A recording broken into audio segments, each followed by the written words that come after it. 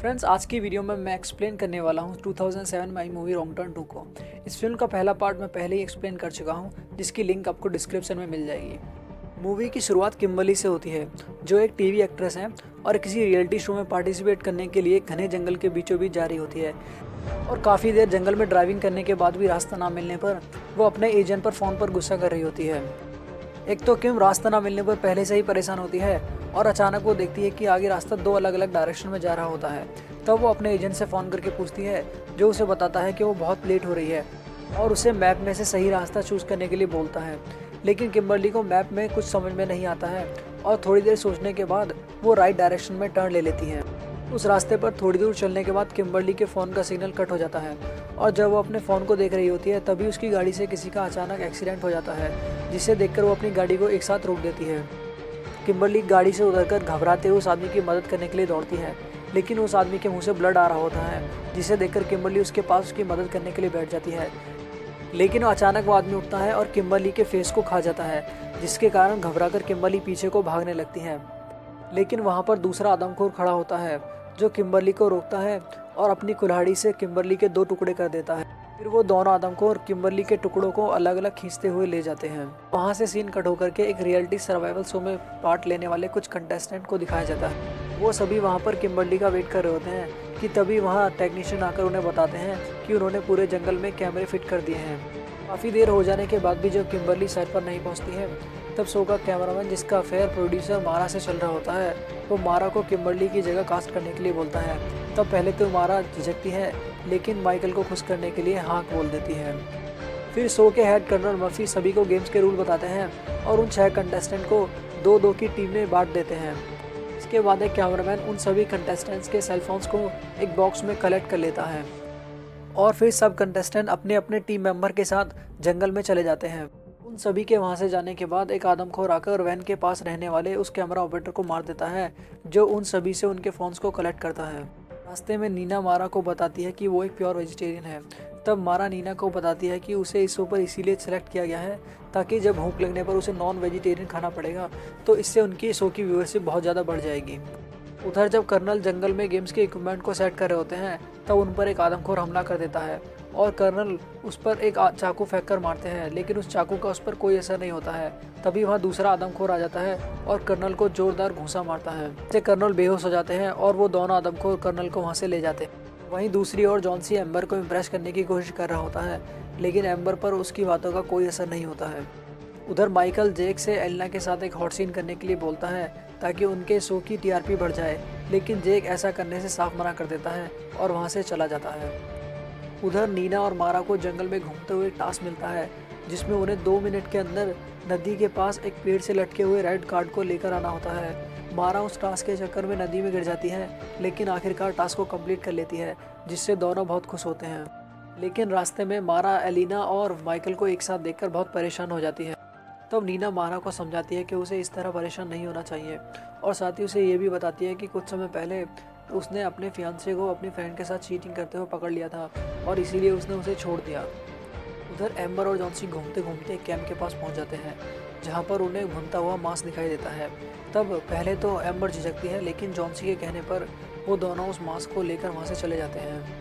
जब कर्नल की आंखें खुलती हैं तो वो पेड़ से उल्टा लटका रहता है और अपने सामने एक आदमखोर को देखता है, जो अपने चाकू की धार को तेज कर रहा होता है।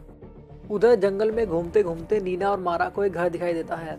तब नीना के मना करने के बाद भी मारा उस घर के अंदर चली जाती है और घर के अंदर कोई नहीं होता है। तब मारा इधर उधर घूम रही होती है कि तभी उसकी नज़र वहाँ दीवार पर लगे कुछ फ़ोटोज़ पर पड़ती है। वो दोनों फ़ोटोज़ को देख ही रही होती हैं कि तभी उस घर में रहने वाले आदमखोर आ जाते हैं और वो दोनों अंदर ही छुप जाती हैं। तब उन आदमखोरों में से एक औरत प्रेग्नेंट होती है और उसको बच्चा होने वाला होता है और वो दोनों अंदर से छुपकर उसे देख रही होती हैं। जब बच्चा होता है तो उसे देखकर वो दोनों घबरा जाती हैं और तभी उन्हें उनमें से एक आदमखोर देख लेती है और वो दोनों वहाँ से भागने लगती हैं। बड़ी मुश्किल से वो भागती हैं, लेकिन तभी एक आदमखोर अपनी कुल्हाड़ी फेंक कर मारता है, जो मारा के सिर में लगती है और मारा गिर जाती है, जिसे देखकर नीना भाग जाती है।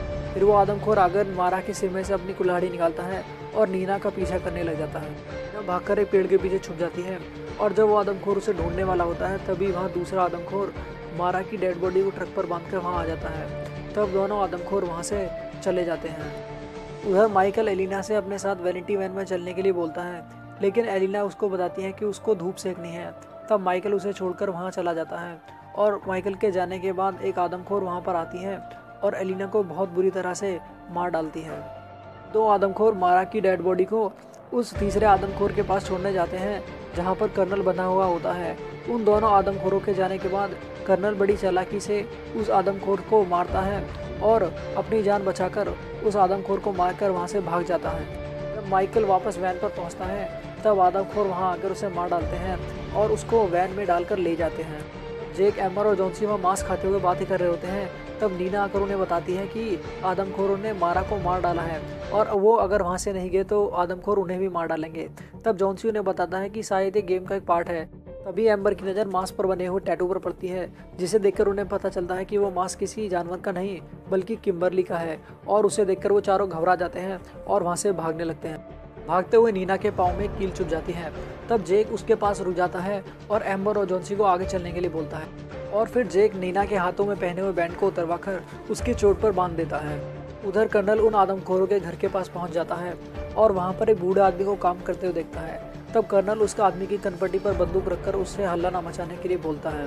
तब कर्नल वहां बैठकर अपनी मरहम पट्टी करने लगता है और बूढ़ा आदमी उसे बताता है कि कुछ समय पहले वहां पास की एक फैक्ट्री में से केमिकल लीक हुआ, जिसके कारण सभी लोग वहां से चले गए, लेकिन एक फैमिली वहीं रुकी रही और उसी केमिकल के कारण वो सारे बच्चे ऐसे पैदा होने लगे।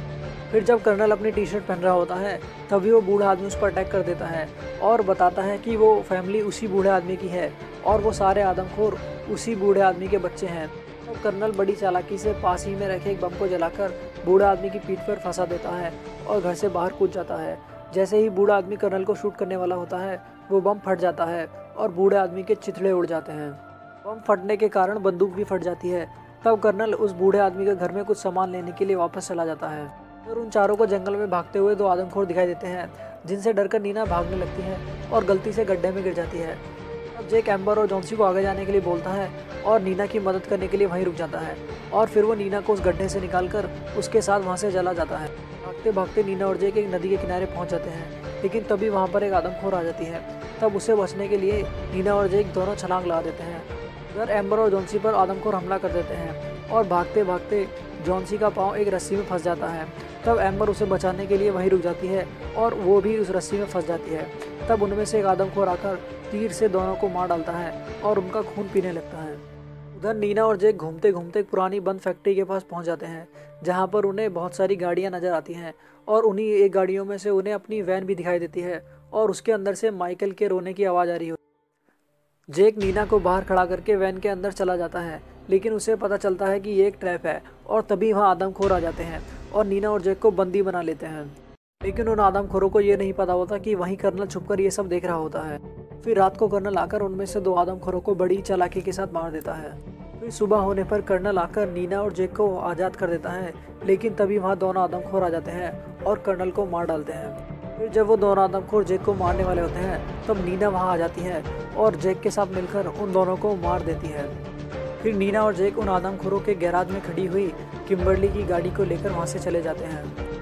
मूवी के एंड में उन्हीं जंगलों के आसपास एक आदमखोर को दिखाया जाता है जो एक छोटे से बच्चे के मुंह में एक उंगली दे रहा होता है, जिससे हमें पता चलता है कि अभी भी आदमखोर जिंदा है।